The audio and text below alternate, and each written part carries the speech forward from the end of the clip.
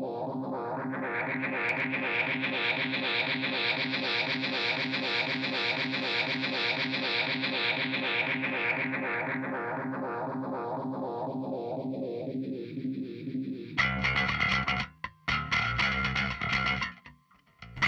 and welcome to another episode of the Daily Chat Podcast, where we talk about all things awesome and nerdy. Guys, it's that time of the month again, I guess you could say. Oh, you're a woman. I know, right? I'm a full woman, yeah. No, guys, it's time to review yet another superhero movie, and rejoining me is Hayden Levisay, actor and writer and producer of his own online entertainment. Hayden, thanks for rejoining us, as always. Great to be here, Kyle. Thanks for having me. Yeah, and newcomer is actor, writer for the website The Traveling Nerd, Lance Paul. Yay, I am Lance. God Hates Geeks, excuse me. I am the Traveling Nerd on social media, and my website, God Hates Geeks. Exactly. I'm sorry, I got those confused. No My bad. worries. All right, guys, so we're here to talk about the newest release in the Marvel Cinematic Universe. We're talking about Ant-Man and the Wasp. So, guys, we just got out of the movie. I saw it a couple weeks ago, so... Yeah, it's true, you did see it a few weeks ago, but still, like, you're allowed to talk about it. So, guys, what are we thinking about this movie overall as a whole? I actually really enjoyed this movie. I generally think it was better than the first one. I thought it was an excellent film. The comedy, the script, storyline, character development, just a continuation of the characters I've already loved from the first film. Yeah, exactly. I mean, I think push comes to shove, I might like the first one just a little bit better because I think the comedy was better. But it definitely went in certain directions that I didn't expect them to. And by the way, everybody, there's spoilers ahead. So if you haven't seen the movie yet, by the time you listen to this podcast, you might want to stop listening now. So at any rate, so now that we're free to talk about whatever you want, Lance, you're the new guy. What were your favorite parts of the movie? Oh, man. I was a big fan of the comedy. I actually thought the comedy was better than the first one. I loved all the hijinks that happen with the giant ant, where he's like filling in for Paul Rudd for Ant-Man when he's on house arrest. Mm-hmm.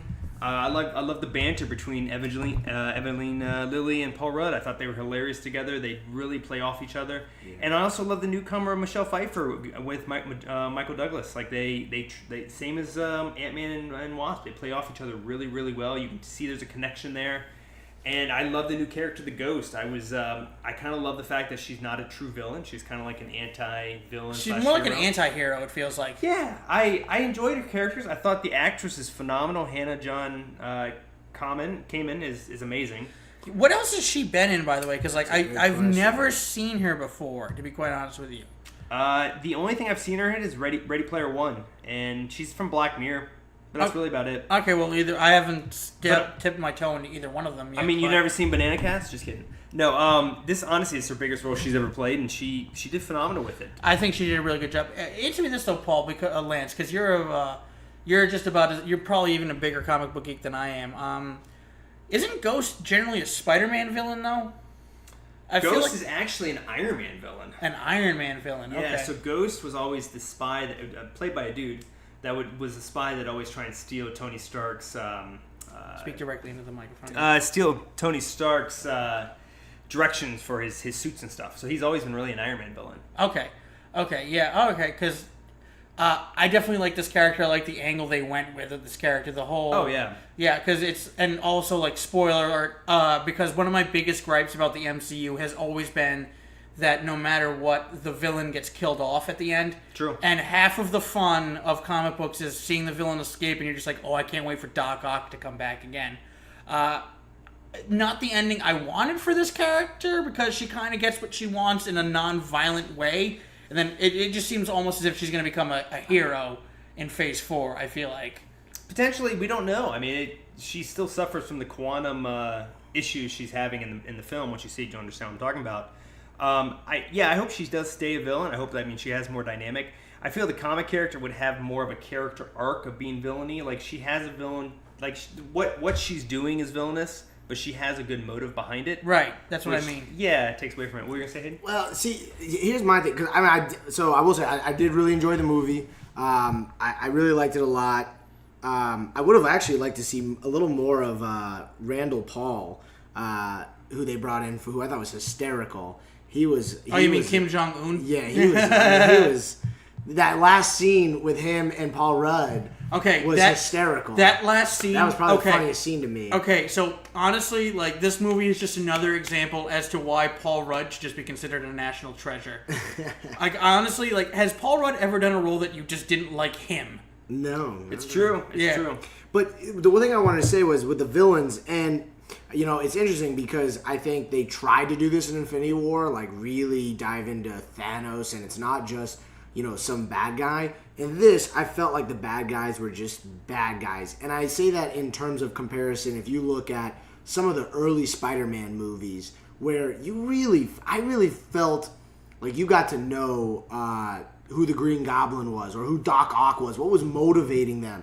Or you look in the Batman movies with Christian Bale, the Joker, and there just seemed to be so much more to those villains.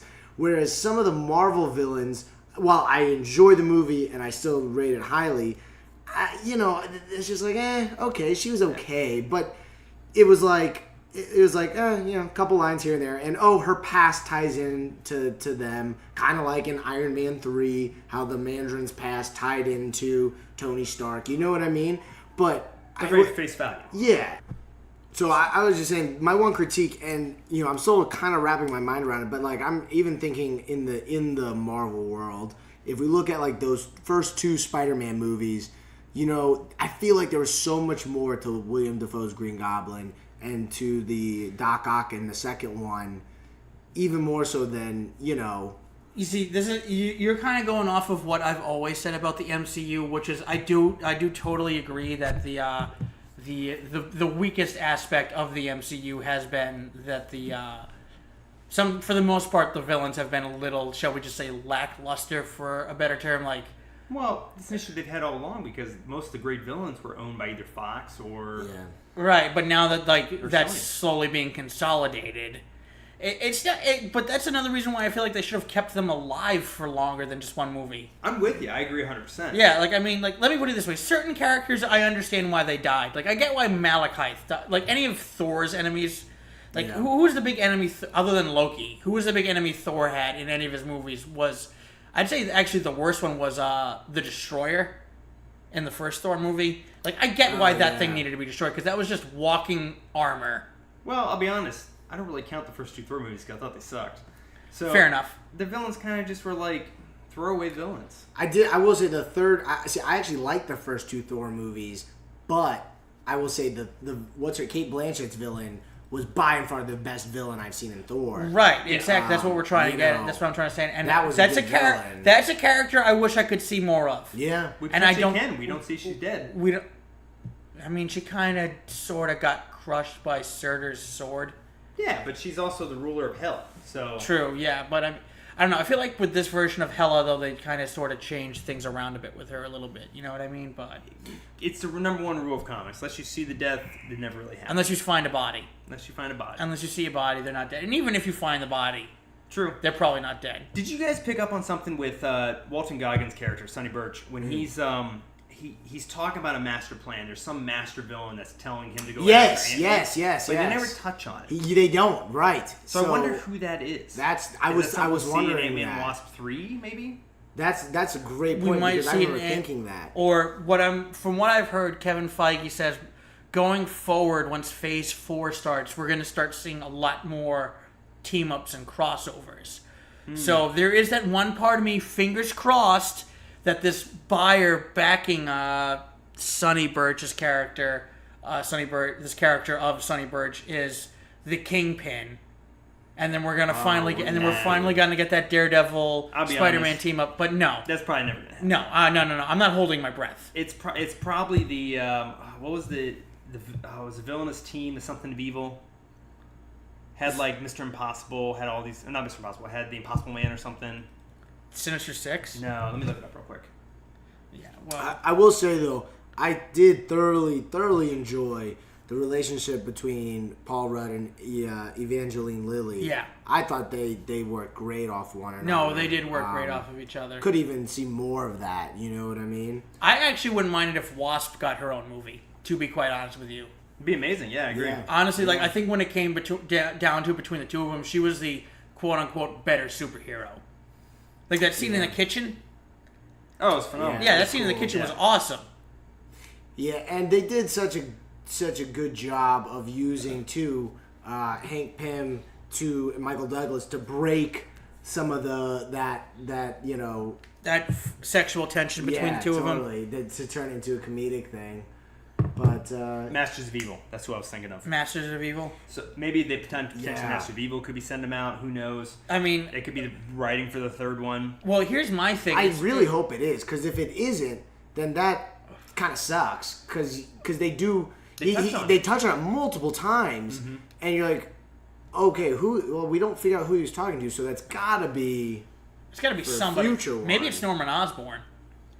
That'd be cool. That would be cool. That'd be cool. I mean, the only problem with that, though, is same thing. Sony kind of owns Spider-Man, so I don't ever think we're going to have a Norman Osborn as the main villain of a whole Well, consider the fact that we've had 2 franchises that have touched on that twice. On the Osborns. On the Osborns, yeah. Like, I'd be okay with it if we avoided the Osborns. Supposedly, the next film will have Osborn in it, though. Harry will be in it. We'll see, though. I think that's good, because we were actually, Kyle, we were just talking about this, right? Realistically, they can get a lot of movies out of Tom Holland as Spider-Man because he's so young. So if they get like 3 in high school, and maybe another 2 or 3 when he gets out of high school, eventually, right? We gotta see a new. And wouldn't it be cool to see an MCU version of Green Goblin? That would be amazing. What would that be like? Because it would be good. Oh, it'd be phenomenal. Like, I'm sorry, like, don't get me wrong, like, as great as the first movie was, like, you have to admit that the very first Spider-Man with Tobey Maguire, like, if you want to compare it to superhero movies that are coming out nowadays, it's kind of campy. Oh, it's very campy. Which isn't bad. Which isn't bad. It was a precursor. It kind of paved the way. Yeah. Did you guys ever see the actual what they were thinking about doing with the Green Goblin? Yes. No, I didn't actually. With and they had him with the It's amazing. That would have been awesome. It is a mask that looks like the comic where he talks and everything. He looks like a goblin speaking and everything. It's the mask would. Mask. Yeah. What? It was a full working mask. It just didn't go that way. It literally looked just like out of the comics. The yellow eyes. Yeah, it would have been pretty cool. It would have been really neat. Even the like purple hat kind of thing with the green. Mm-hmm. It looked like Kyle. If you haven't seen it, Google it. YouTube. Let's just do that right now. Because I'm telling you, let's just do that right now. Hold on one second. While you're doing that, though, let me throw in something too. You're talking about Randall Park. How you were a big fan of Jimmy Woo, Randall Park in the movie. Mm-hmm. In the comics, he's from Agents of Atlas. So I think they threw him in with the potential of possibly maybe they do something with him later on. Very cool. So we could see more of him. Stay close to the mic. Okay. Yeah. I like that because I thought he was absolutely a riot in this film. He was one of my favorite. What's his name again? Randall. What's his name? Randall Park. Randall Park. Yeah. No. Like, he was Kim Jong-un in what was that movie with Seth Rogen and James Franco? The Interview. The Interview. Yeah. I mean, despite all the controversy that happened with foreign relations and that movie, I want to go as far as to say that Randall Park was my favorite part of that movie. Oh, it's hilarious. It was he was great. Yeah. I will say, I thought Lawrence Fishburne, his role was a little random, and like how then he comes out and it's like, oh my god. Spoiler or, surprise, he's helping out the villain, but then he's kind of a good guy. And I wish they would have done a flashback to show what he was like as Giant Man. As right? Goliath. Or Goliath, excuse me. Yeah. It would have been amazing. They de-aged Michael Douglas, so they should de-aged him and shown like a flashback. Well, they did. They did for that one scene where he showed up. But it wasn't flashback. Which, by the way, DC, take notes. That's how you CGI over somebody's face to cover up a mustache. True. Yeah. So true. Yeah, like, I mean, and this is just one of those things where, like, unfortunately, like, we hark back on this all the time. Like, Lance, I know you're new to this podcast, but, like, we hark back on that a lot. It's just, like, we wish the DC movies could, like, hold their own. Do the basics? Well, yeah, just do the basics, like, instead of, like, trying to, like, do something more fancy. But anyway, we don't need to get into that right now. So true, though. Yeah. We could say that for an entire another podcast.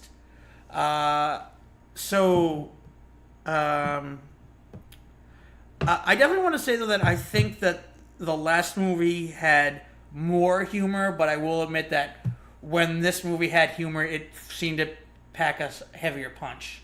Yeah, I agree. I'll go as far as to say. Like a thing I thought about the first one was it was chuckles. Nothing like laugh out loud, but it was chuckles. It was funny. Yeah. This one had more like, I busted a gut a couple times. I laughed out loud. I thought it was really, really funny. Yeah. Had less chuckles, but when it hit, it really, really hit.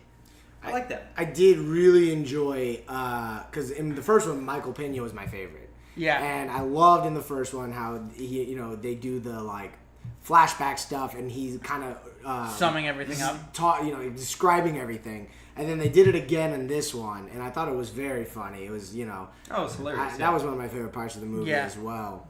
And the cool thing was, and this is just a random note, but I remember thinking this because I've been watching some movies lately and watching some actors, and I'm just not buying what they're selling.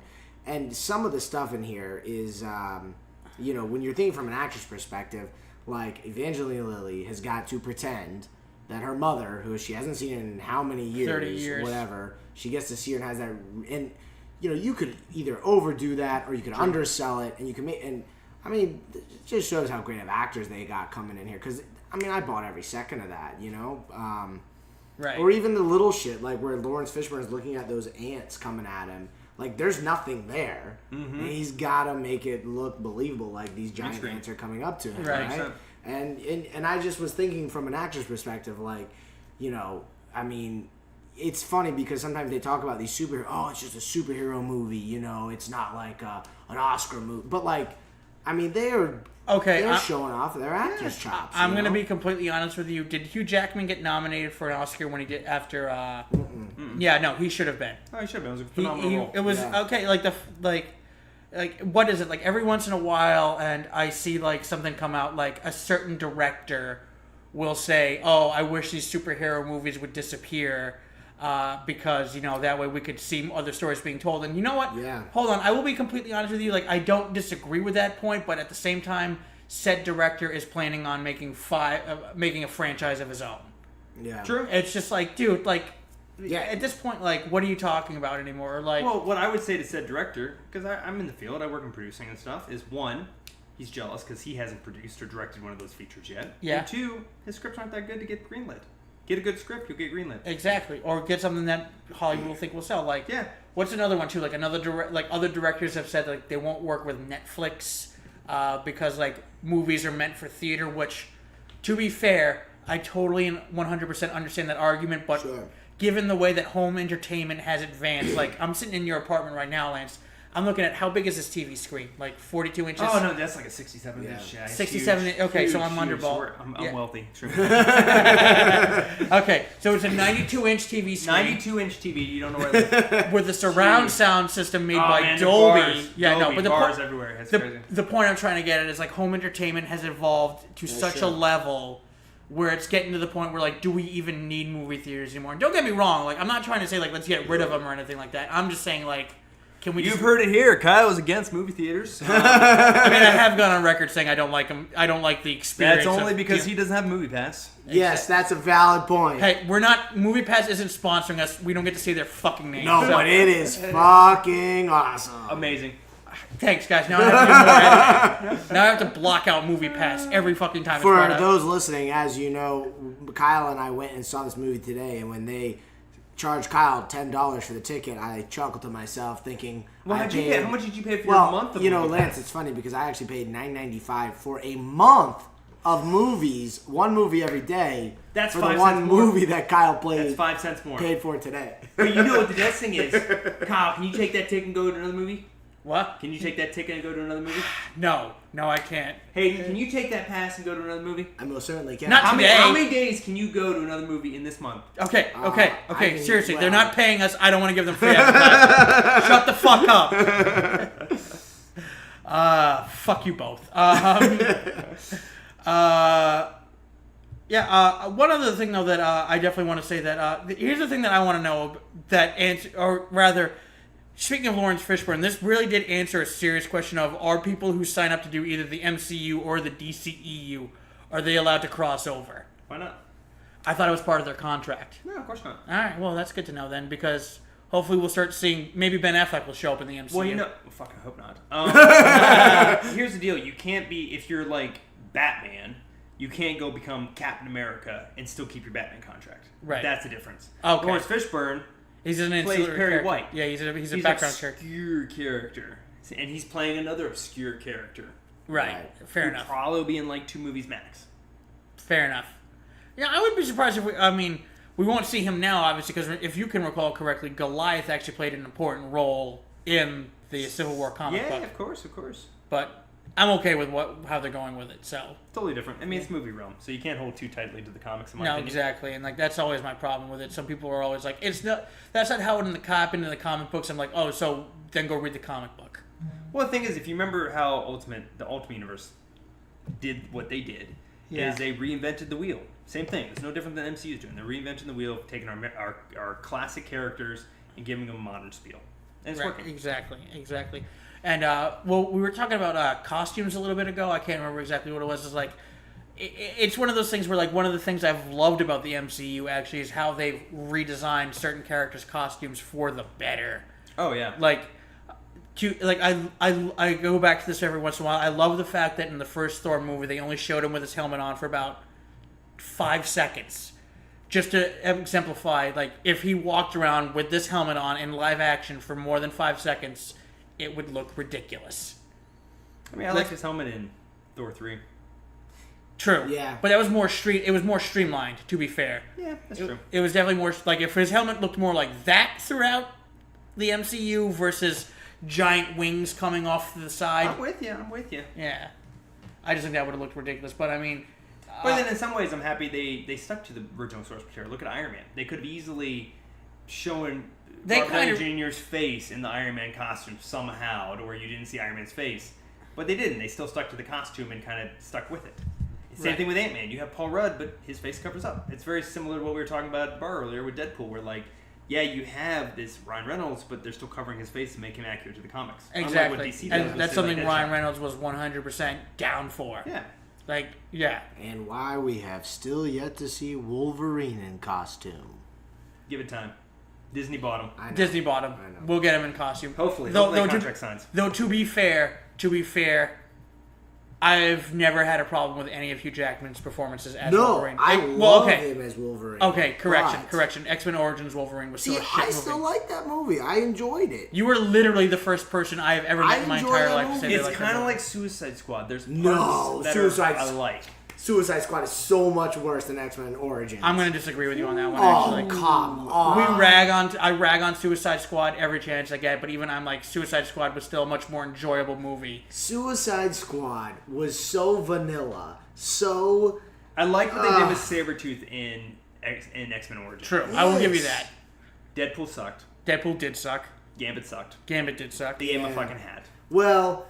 here's the thing. I think Taylor Kitsch could play a fantastic phenomenal. Gambit. I agree. I just don't. They just didn't utilize him the right way. Which side note takes me to: is this Channing Tatum Gambit movie actually happening? I actually heard it's been confirmed. Really? I guarantee once Disney signs the deals, done. What would you say? I say once Disney signs that deal, Gambit's done, Doctor Doom's done, New Fantastic Four's done. Anything that Sony was going to play with, dude, Marvel is already ramping up for a Fantastic Four movie. Yeah, of course. They really are. And they should. They should, because they've had, 4 movies now with the Fantastic Four. Yes, I am counting that one from the 90s. That was terrible. Yeah.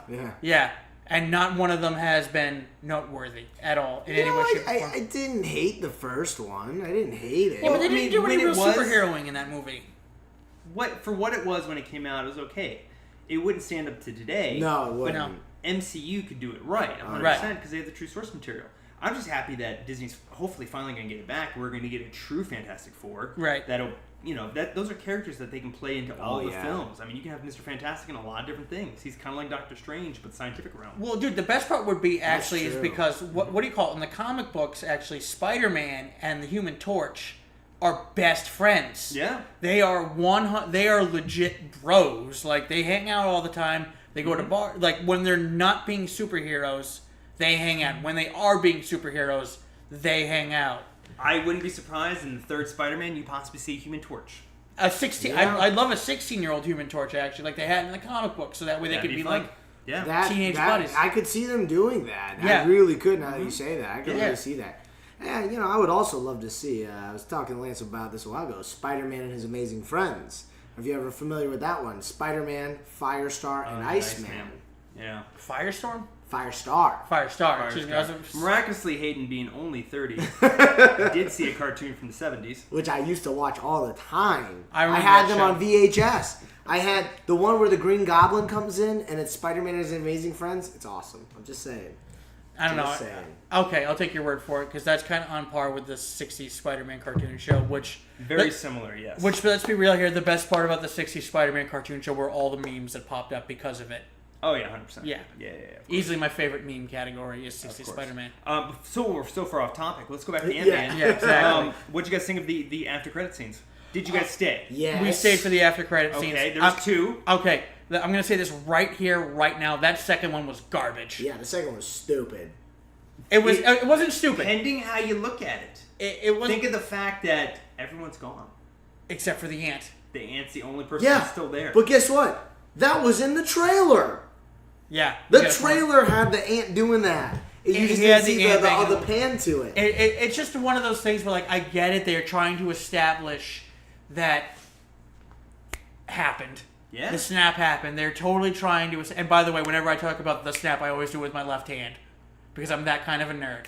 Because the left right. hand. He did it with his left hand in the comic books. He Thanos did it is with left. left-handed, so. Yeah, exactly. But anyway, the point I'm trying to get at is, I think I would have liked it if they flipped the post-credit scenes. Right. Yeah, if well, that- 100%. If they flipped the Yeah, I post-credit would've been scenes, better it with would have that worked too, better. yeah. I did Because- feel robbed because I stayed through all this credit. That's what I'm Yeah, trying to that's get. what we're So saying. that's what I'm with trying you. to say. Like, if they showed just the ant playing the drums and like Well- on the screen, it's like this is a war emergency broadcast and everything like that. And then they showed the scene where Scott Lang is going into the microverse or whatever you call it, and then all of a sudden everybody's See, disappeared. though, here's the one problem I have. Because the original Avengers that I ever saw was a cartoon, a movie from probably the 60s or 70s, where it's like Iron Man, Thor, the Hulk. Wasp, and Giant Man Giant-Man / Ant-Man, and they're finding Captain America and they're in a submarine and they find him for the first time. I have it on VHS. It's phenomenal. What's it called? So, I call my mother and have her send it to Ah. us. I don't know, but it was like I was gonna a- say if on it's all new VHS. Avengers, then it's from like 2004. but No, anyway, go on. no. This is like 60s or 70s. It was with my, Spider-Man and His Amazing Friends era. Okay.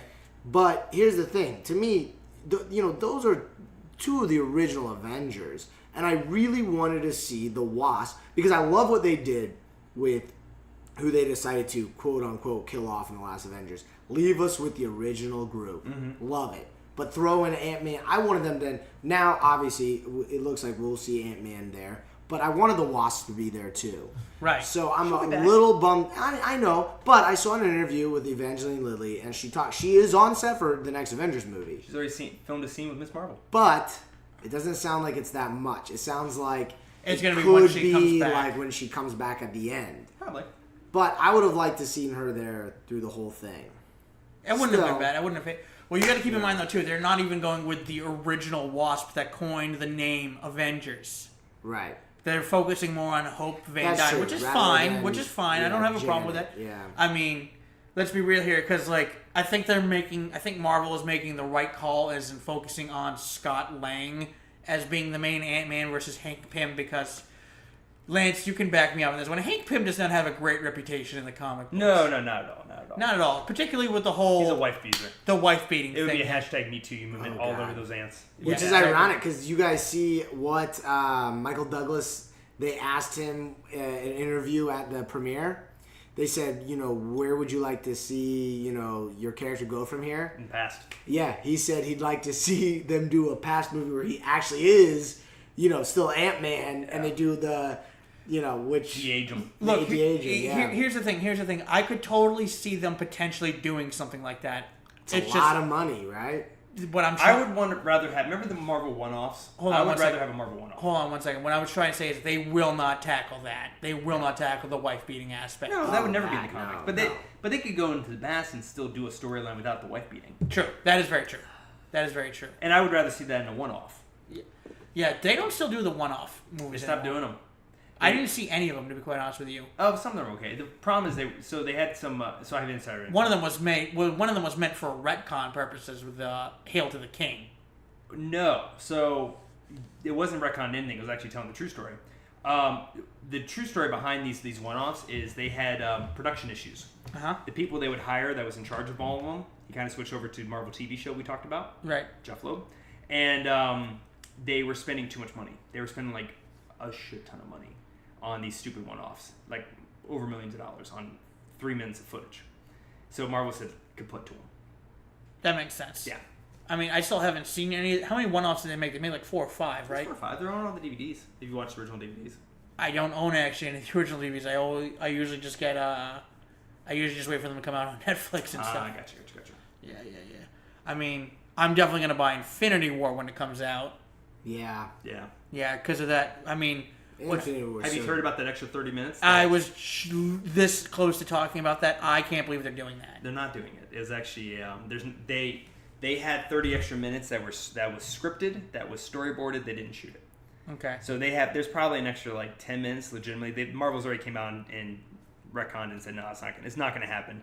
We didn't film 30 extra minutes. Was that the stuff with Thanos? Yeah, his whole backstory. I mean, I don't really know if I need to see. Yeah, that. I kind of got the gist of it. Just they kind of summed it up. He said, "Let's kill half the population." Well, it would explain why he got that mindset. Which it would be kind of cool to see Titan, but whatever. I tell you though, I'd like to see now moving forward with MCU. A villain who is not some super alien. Like Kang give the us Conqueror. or Doctor Kang the Doom. Conqueror would technically be a super alien.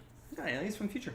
Technically, I said technically. I think it'd be awesome. I'd like to see I'm not opposed to it. But Doctor Doom. Doctor Doom would be amazing.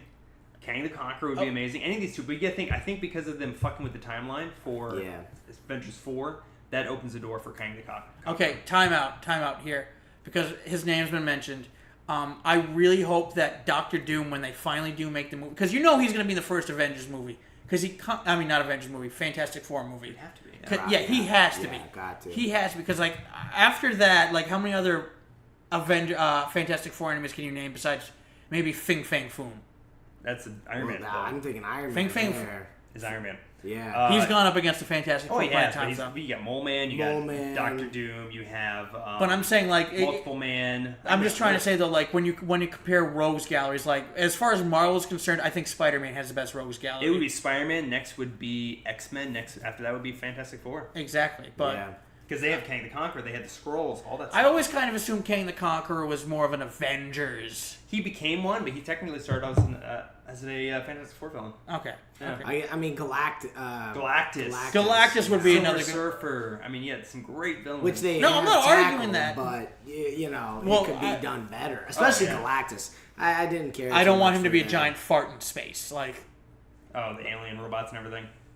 alien robots. What are you talking about? Like in the Ultimate Universe? Well, in Fantastic Four, Rise of the Silver Surfer. No, he was just a giant cloud.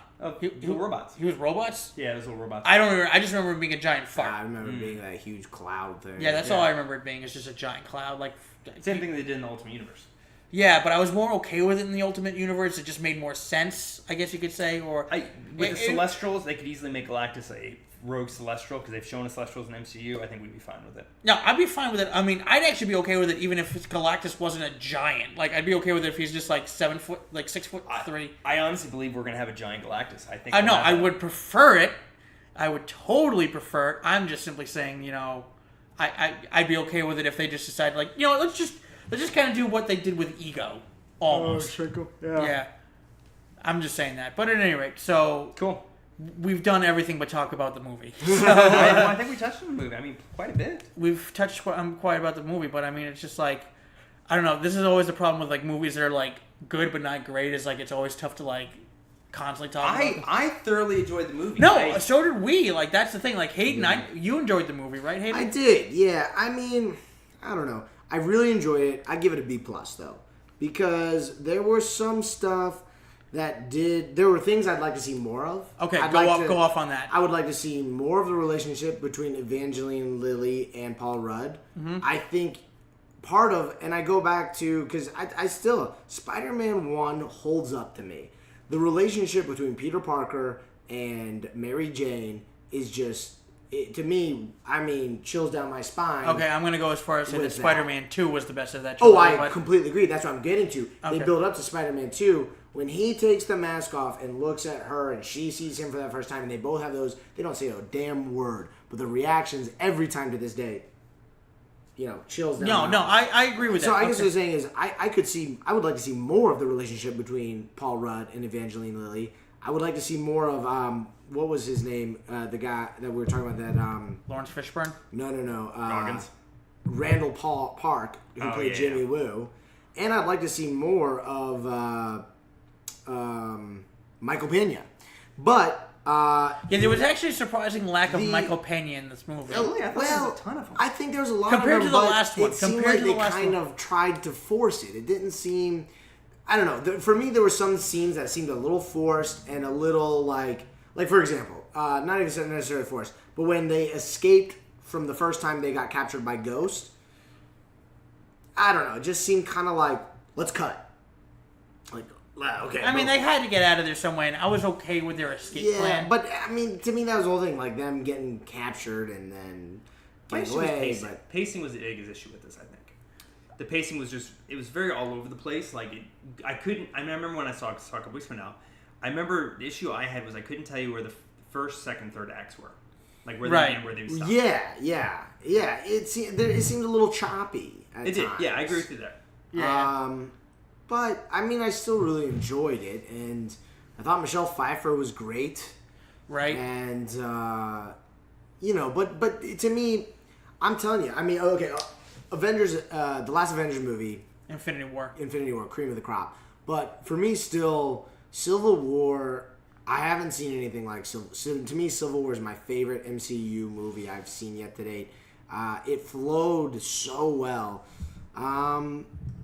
Yeah, I just thought this one, there was some choppiness and there's some things I'd like to see a little more of. Well, I think this movie's biggest problem is, in all honesty, is that it is the first movie to follow up Infinity War in the MCU.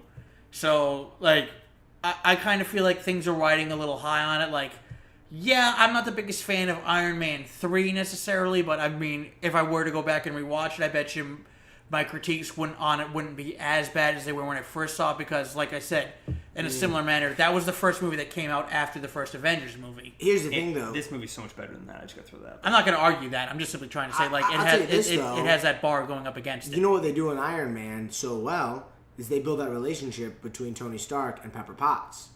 You know, they've been building that up for the 3 movies. But I'd like to see them. I think there's such a good chemistry between Paul Rudd and Evangeline Lilly. I'd like to see more of that relationship between the two of their characters. And honestly, I believe that's a Peyton Reed issue, the director of both Ant-Man films. Because if you look at both Ant-Man films, none of them truly follow the Act 1, comic. 2, and 3. No, not even the comic, but Act 1, 2, and 3 basic structures of a film. And it helps and hinders sometimes. And I mean, will this film ever be as good as Infinity War? Fuck no. It never was supposed to be. No. Is this film just as good as if it didn't come after Infinity War? I think it's just as good. But it was never supposed to be better than Infinity War. It is. Yeah. No, it's going to be plenty of money. It's Ant-Man. It's not like they're making an Iron Man. But you know what though? Film. Even like I know we're just getting to the cusp of them introducing. Okay, now she's MJ in Spider-Man, right? But like, I mean, this is the one thing I will say the MCU movies I don't think have done at all is build up these romantic relationships. Whereas, like, you look at the original Spider-Man movies, my goodness, you felt something between that relationship, that romantic relationship between Peter Parker and Mary Jane. Whereas so far, I mean, what we got? Captain America falling for what's her name? You know, freaking niece or whatever. You know, I can't even think of Come the on, name. Yeah, I don't even know her name exactly. The only one is Iron Man and Pepper Potts. Iron Man and Pepper Potts, which they did a good job of, I think. You know, and they've toyed with Hulk and they left that off. Black Widow. Yeah, Black Panther and what's her name? I mean, that was probably the second best we've had. Yeah. But you're right. We truly haven't had romance. Right, but I'm going to be honest with you guys. I'm not complaining about it because I always feel like romances and superhero things can either A, totally elevate the story, or B, completely and utterly ruin it. Like, you're kind of a fan of these shows, Lance. Like, if you look at the CW shows, like... We don't count them. They're awful. Those are... every one of the romances on the CW had... Hurt the show. May have started off okay. Like, I was okay with the whole Oliver and Felicity thing when it first started. Sure. But then, like... That's awful. No, you weren't. No. When it was first budding, and, like, I'm talking, like, the first, maybe second season, everything after the second season involving those two is just... Everything that's like. Well, they turned those shows on CW into almost soapy, like a Oh, they're soap operas. They're soap operas. You know Soap what I opera mean? with type. Except for Legends of Tomorrow, which is the best show on that channel. I don't give agree. a damn what anybody says. No, I agree 100%. because it doesn't take itself seriously Oh, it at doesn't all. And because No. of that, it's actually a good show. It's without a doubt, it's a good comedy, if anything. Yeah. It's a great comedy Plus, show. the thing that works with them is they limit how many episodes too. They don't do the 22 episode. Yeah, they only do Flash like Arrow. they only do like 18. They do 18, or less sometimes. I think so. It's plenty enough to tell a good story and then get out. Yeah, exactly. But at any rate, you were talking about the romances, Hayden. Yeah, I think they could play. I would really like them to dive into even more of that relationship between Evangeline Lilly and Paul Rudd. And then I know this is on another note, but I really hope that in Spider-Man Far From Home, they build that relationship between him and MJ. We'll see. We'll see. I mean, here's the thing. I wouldn't be surprised. Who was the girl that replaced Mary Jane Watson in the comic books? Betty. Oh, yeah, Gwen Stacy. No, not Gwen Stacy. Gwen Stacy was before. You're talking Well, about I mean, you Betty, have Silk. You have Not Betty There's been Brant. quite a few. There's a Betty Betty Brant. No, who was the one there's- that everybody hated? The one that the blonde. She worked for like NYPD. What was her name? I don't remember her. Oh, I want to say Betty Brant, but I know that's way off. Betty Brant was the writer for. Yeah. They kind of sort of teased at her. I mean, Elizabeth Banks already did that character, so. Honestly, I think Yeah, they'll bring Gwen Stacy into this. They have like a little romance between her and MJ and everything. I could be okay with No, that you're just right, because Betty Brant. Betty Brant. Yeah, but it's not Betty Brant I'm thinking of. In Spider-Man 3? No, Really? she was in the comic books. She was a character that was in the comic books. But the one that Elizabeth Banks played was Oh Betty yeah. Brant. She was Betty Grant. Yeah, Betty Brant. Whatever. Yeah. Why am I blanking on this one? Because she was such a prominent character for a while. Yeah, I don't remember at all. But they set up that ending of Homecoming being like, oh yeah, I go by MJ. So They they're did, not and gonna like go I don't know MJ how I thing. feel about it, just because of the fact that she was only in it for like 2 minutes. Basically. Well, but that's the thing, they're setting up for the next one. Right. One would think. The one thing I would actually like for them, because they introduced the character of Sydney Moon, I would like to see a Silk movie. They are. Sony already greenlit it. Sony greenlit it. Not gonna be in the MCU Well, then I don't give a shit. unless you count Sony movies. I don't. Sony Spider-Man movies. We don't count them yet. So. Yeah, not unless Marvel says no, they count. Unless Marvel says they count. See, the problem is, honest to God, I think the tone of the Venom movie that's about to come out, Not I gonna be think that MCU. tone is going to be so different than the tone of the MCU universe. Oh, it will be, I and don't I'd be totally think- fine with it. And Tom Holland came out and said he hopes that he gets to go against Venom in like a Spider-Man movie. I would love that. And I think we all would, but I just don't think, and I hope I'm wrong, but I don't think the tones are going to line up. I don't think No, they're they. gonna- Well, I mean, can we be fair here? Like, I mean, I know the MCU gets, when you want to compare it to the DCEU, it gets kind of a rep for being, what's the phrase I'm looking for? A little bit lighter, a little bit more kid friendly, which. Sells toys. Okay. Like, yeah, it does sell toys, which is like, let's be real here. That's the number one thing. That's the number one thing they want to do is just sell toys more than movie tickets. But at any rate, the point I'm trying to get at though is just what was I going with? Yeah, no, I definitely there have been some dark moments in the MCU, like really dark moments, like Guardians of the Galaxy Volume 1. You see a 10-year-old kid watch his mother succumb to a battle of cancer. True. Yeah, like that's not necessarily kid friendly and happy go lucky. You know what I mean? Or like Gamora's the adopted daughter of a genocidal maniac. Like, Well, it's not like they're unafraid. They're not unafraid of going dark. It's just like it'll be interesting to see what this Venom and then the Morbius movie. they're making a Morbius movie. Yeah, I think I greenlit too. What's his name? What's his name that plays The Joker. Jared Leto. Yeah, Leto. cast as Morbius. Okay, let's do this. I'm okay with it, but The problem is that they're taking these characters which are fun, not phenomenal characters in the MCU, Right. and they're trying to build this whole storyline behind them in a movie and like make a franchise out of them where they don't work without Spider-Man. no, and that's kind of what my biggest fear is with this Venom movie. It's like it doesn't seem like Spider-Man's even gonna be mentioned. Well, He's probably not. it kind of sucks because to me, Venom was always like Sabretooth and Wolverine, Spider-Man and Venom. You know, Captain America and the Red Skull. Kind of thing. Exactly. Batman and the Joker. Exactly. Like that was the Venom to Spider-Man. You know, because they were so similar in their powers and everything. Even though I know Venom's a symbiote and what have you, but you know, it sucks because we really haven't gotten to see Spider-Man and Venom. We were robbed in Spider-Man 3. I'm with you. And now we've got if I had to envision an Eddie Brock, Tom Hardy, I see that. Yeah. Right, Eddie Brock. You know, I just don't know if we'll ever see him in the MCU. I hope. Depends honestly, it really just depends on how this film does. And I think that's what Marvel's holding on to. They want to see what Sony can do. Right. Because I think they have license to use the image of Spider-Man. They can't use Tom Holland or something like that. So you may see a poster of Spider-Man. They can do that legally. So we'll see how it is. They could reference Spider-Man. They can reference Spider-Man. They can show a poster of Spider-Man. They can't have Tom Holland in it. Could they have like a Spider-Man swinging around? That's what I think he's meaning. Without, they can do that. Just you can't see Tom Holland. Can't see Tom Holland. Okay. You can't have Spider-Man talk either. Interesting. So they could reference Spider-Man. So I mean, depending how they do it, if they do it right, they appease Marvel, it could work, maybe, possibly. Yeah. But let's be honest, it's Sony. They fucked up a lot of things before. Yeah. It doesn't, in the way they're, at least from the footage we've seen, it doesn't look like, it just doesn't look like it fits in the Tom Holland Spider-Man world. We've talked about everything else, and we're also at the 46-minute mark, at least as far as this recording is concerned before editing.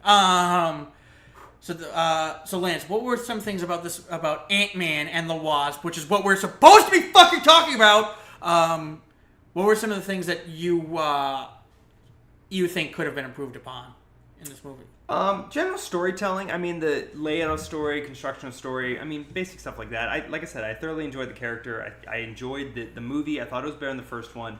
It's same director, so it's not. So you're getting the same techniques. Right. I just think another director playing with this possibly could do better, or maybe not. We don't know because we haven't seen it. I loved Ant-Man in Civil War. I loved Ant-Man in, or he wasn't in Infinity War, but I loved him in Civil War. So I think another director getting his hands on these characters could be fun. It would be nice to see something different and maybe see Peyton Reed play with a different Marvel character. That'd really be my only gripe. I mean, I like the villain. I wish there had been maybe some more reference to who this overarching villain is that got Goggins. They're probably doing that on purpose, though. Yeah, I think they could have played more into it, though. At least give a little bit bigger hint. Yeah. Fair enough, but give us excited for. You got to keep in mind though, too. Like they just did Infinity War, and they definitely want to leave things open-ended enough for Avengers 4. True. I'm hoping because we know that what's going to happen, as far as we know, and this upsets me a little bit because I was really hoping they would do this story arc for all of Phase 4. Which one? The Secret Invasion. Potentially still will. Potentially, but it looks like they're just going to do at the very least, they're going to do the main. It just sounds like the Secret Invasion story arc is going to be the main focus of the upcoming Captain Marvel movie. Not at all. Really? Not at all. No, yeah. So what the main story of the Captain Marvel movie is actually the Skrull versus Kree War. Right, and that plays into it. I thought that played into the Secret Invasion. No, not at all. They were totally different storylines. They happened 20 years apart. This mostly Captain Marvel is an intergalactic war. In the beginning of Avengers 4, they will make reference to Skrulls on Earth because that's where you're going to have Ronan going after them. But that is something they are holding out for possibly a Phase 4, or Phase 4 possibly, or the next storyline. That's the storyline they're holding on to. Because I really think that, it'd be fun. Where do you go after Thanos? And, I think that's the best. Oh, I mean, there's so many great storylines. No, there are, but I think that's as far as, the mainstream audience is concerned, I think that might be one of the better Avengers story arcs to go with. Yeah, I mean, it was written by Brian Michael Bendis. I'm not going to say he's the best writer ever, but he, I thoroughly did enjoy that story arc. I think it'd be a good one to touch on. I hope they don't butcher it, but no, they're not going to touch on that in Captain Marvel, or Miss Marvel, whatever you want to call it. But that will be something they're definitely holding out for Phase 4. Honestly, like I said before, I want to see Kang the Conqueror. I think that'd be awesome. I think they could play with that really well, and they're opening that up with the multiverse. I think Kang the Conqueror, if they're going to go with, the Secret Invasion story arc as, the main story for the next, 3 phases or whatever. It won't be. Secret Invasion won't be that.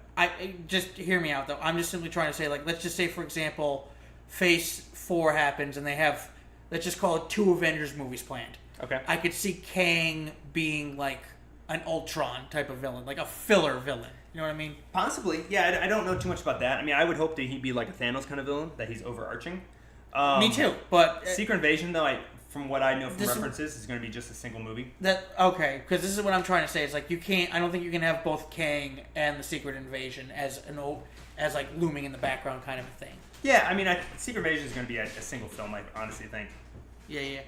But just from what I know, from my insider scoop, and from what I know and everything. Yeah.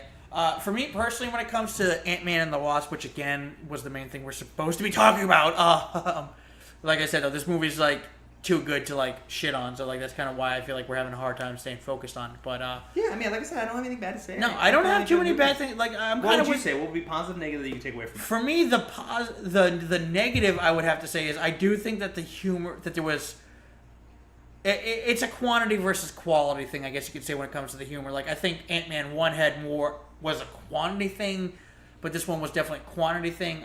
Okay. The big thing I definitely wanted to see more of Cassie, actually, believe it or not, in this movie. Well, Feige's already talked about how they're setting Cassie up to be a possible character down the road. How she's going to become Stature. Yeah. They've already talked about wanting to do the Young Avengers and all that stuff. I'd be fine with it. I'd totally be fine with it. I definitely because I like the character cat. I love as much as Hayden loved the relationship between Wasp and Ant-Man. I actually like the relationship between Scott Lang and his daughter. Yeah, no, I thought it was great. Yeah, I thought they're really building her into a character. Yeah, exactly, and it's just great too because like normally in these kind of movies, like the little kid is just kind of like, oh, true, throw her in the back. Well, the cool thing about that is it's smart, and it's what Marvel has always been doing. They're patient with their storytelling. They don't rush into telling a story, and then all of a sudden they have a team up or a big story like DC does. Yeah. Like, we probably won't see Stature for another 10 years, but they have that character locked in. Or however old how old's the actress who plays her? Like, she looks about 8 or 9 now. She can't be older than 10 is what I'm trying to get. Yeah, so we have at least another 5 years till we see Stature. Exactly, which I would welcome Stature. Yeah, be cool. I potentially after, we see Ant-Man 3. Exactly. Whenever that comes out. Exactly. Phase 4 or 5. Yeah, that's definitely something I really liked a lot. Hayden, what would you say are some of your favorite parts of this movie? Yeah, I think my favorite parts, definitely that last scene we talked about with, I'm blanking. Fishburne? No, shoot. What was his character's name? Woo? Yeah. I thought that was hysterical. Again, I thought the relationship between Evangeline Lilly and Paul Rudd was great. The action stuff was awesome. And again, I always enjoy Michael Pena. I think he's hysterical. Overall, I enjoyed the movie. You know what I mean? Yeah, we definitely gone over. I don't know. It's just one of those things where like I feel like we've talked about the movie enough. Because we've spent more time talking about everything else. Yeah. So, I mean... Yeah, so... I guess... What would you generally score it? How would you guys score it? On a scale of 1 to 10, Hayden. I'm going to go with an 8.5. 8.5? I would probably give it an 8. So, solid 8? Yeah, solid 8. I'm happy with it. You know what? I'm actually going to go with... I'm going to go with Hayden on this one and actually give it an 8.5. Nice. Because the last movie I gave a solid 8 to was Solo. Okay. Yeah, and if I'm comparing them it's better than Solo. Yeah, it's better than Solo is what I'm trying to get at. It's better than Solo, which, again, a movie I thoroughly enjoyed, and Star Wars nerds get the fucking stick out of your ass and just deal with whatever the fuck they're throwing at you. But, so I'm going to say, like, this movie probably between all three of us got, like, a solid, like, 8.3 if you want to average it out, or whatever the math turns out to be. Somebody else do that for me. I'm terrible at it. Agreed. So Hayden, do you have anything you want before we wrap up? Hayden, do you have anything you want to promote? Any social media, any shows, movies, whatever? Yeah. Just got this web series out, a mockumentary about community pool lifeguards called The Pool. You can find it on YouTube or on Instagram at Sia Hayde Films, Hayde Films. Lance? Yeah, awesome. Definitely follow me on social media. I'm the.traveling nerd. I nerd news, nerd memes, and all around nerd stuff. I also are part owner of God Hates Geeks here in www.godhatesgeeks.com here in LA. And check out Crepitus. I got a new horror film that's going to be coming out soon. We just had a red carpet premiere, and it's going to be hitting film festivals really soon. All right. And everybody, as always, you can check me out on Kyle Daley Comedy, Twitter, and Instagram. Twitter and Instagram, Cal Daily Comedian on Facebook, and I know that we've had the Daily Chat Podcast, Twitter, and Facebook accounts. Those are going to get deleted just because it's easier for me to streamline everything on July 15th. So start following Kyle Daly Comedian or Kyle Daly Comedy on Twitter and Instagram, or Facebook for that first one, Kyle Daly Comedian. Other than that, though, I think we're going to do it. Lance, Hayden, I just want to say thank you both very much for being on the show. Of course. Thank you. It was a great time, and I hope to have you both on the show at some point later. Appreciate it. Definitely. All right, everybody. That's going to do it for us tonight. Bye.